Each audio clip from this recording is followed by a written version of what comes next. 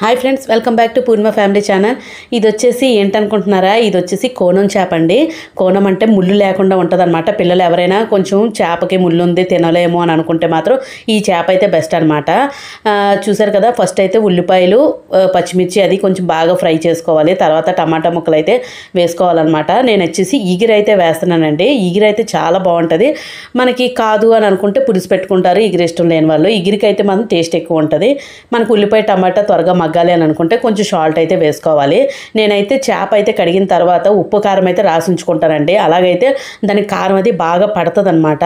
చాలామంది ఉప్పు కారం ఇందులో వేసిన తర్వాత ముక్కలు వేస్తారు. అలా కాకుండా నేను అలా పట్టేసి ఉంచుతాను కారం ఉప్పును. తర్వాత మనకి ఇంకా కావాలనుకుంటే కారం ఎక్కువ వేస్తాను అనమాట. మనకి నాన్ వెజ్లోని కంపల్సరీగా కారం అనేది కరెక్ట్గా ఉండాలండి, లేదంటే నీచు వాసన వస్తుంది అనమాట. అందువల్ల అయితే నేను కరెక్ట్గా కారం అయితే ఎక్కువ వేస్తాను. తక్కువ వేస్తే మాత్రం స్మెల్ అయితే అస్సలు బాగోదు. అలా కారంగానే తక్కువ వేసినట్టయితే ఎంతో ఇష్టంగా తినేవాళ్ళు కూడా ఇంకా జన్మలో అయితే నాన్ వెజ్ తినడం అయితే మానేస్తారనమాట. చూసారు కదా, అందువల్ల అయితే నేను కారం అయితే చాలా పర్ఫెక్ట్గా అయితే వేసుకుంటాను. నెక్స్ట్ వచ్చేసి కొంచెం ధనియాల పొడి, కొంచెం కొత్తిమీర ఇవన్నీ వేసుకొని కొంచెం వాటర్లోని అలా మగ్గించుకుంటానండి. మనం స్టార్టింగే వాటర్ ఎక్కువ వేసేయకూడదు. కొంచెం వాటర్లో ముందు ఆ కారం అదంతా పచ్చివాసన పోయినంత వరకు వేగాలన్నమాట. మనకు తర్వాత కొంచెం మసాలా పొడి కూడా వేసుకోవాలి. మసాలా పొడి వేస్తే దీనికి ఎక్స్ట్రా ఫ్లేవర్ అనమాట. చాలా బాగుంటుందండి టేస్ట్.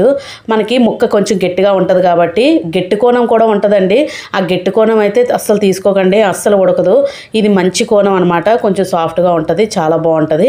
మనకి ఇత్తనే ఉడికిపోతుంది, తెలిసిపోతుందండి ముక్క ఉడికేటప్పుడే. గట్టి కోణం అయితే అస్సలు ఉడకదు అనమాట. మీరు ఎంత వాటర్ వేసినా కూడా గట్టి రాయిలాగా ఉంటుంది.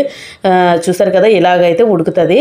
మనకి బాగా కరెక్ట్గా కర్రీ కంప్లీట్ అయిపోయింది అని అనడానికి కారణం ఎలా ఉంటుందంటే, మీదని ఆయిల్ అయితే తేలుతుందండి. నాన్ వెజ్కి ఎప్పుడూనూ ఆయిల్ తేలితే ఇంకా కర్రీ ఫినిష్ అయిపోయినట్టు అనమాట. ఇంకా మనం దించేసుకొని సర్వ్ చేసుకోవచ్చు. చూసారు కదా, కోనం ముక్కలు అయితే ఇలాగ రెడీ అయిపోయి.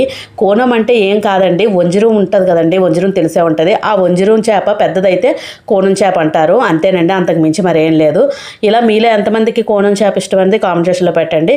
మీకు ఈ వీడియో నచ్చితే లైక్ చేయండి, షేర్ చేయండి, సబ్స్క్రైబ్ చేసుకోవడం మాత్రం అస్సలు మర్చిపోకండి. పక్కన ఉన్న బెల్ ఐకాన్ క్లిక్ చేస్తే నేను వీడియోస్ పెట్టగానే నోటిఫికేషన్లు వచ్చేస్తాయి, వెంటనే చూసేయచ్చు. Thank you for watching.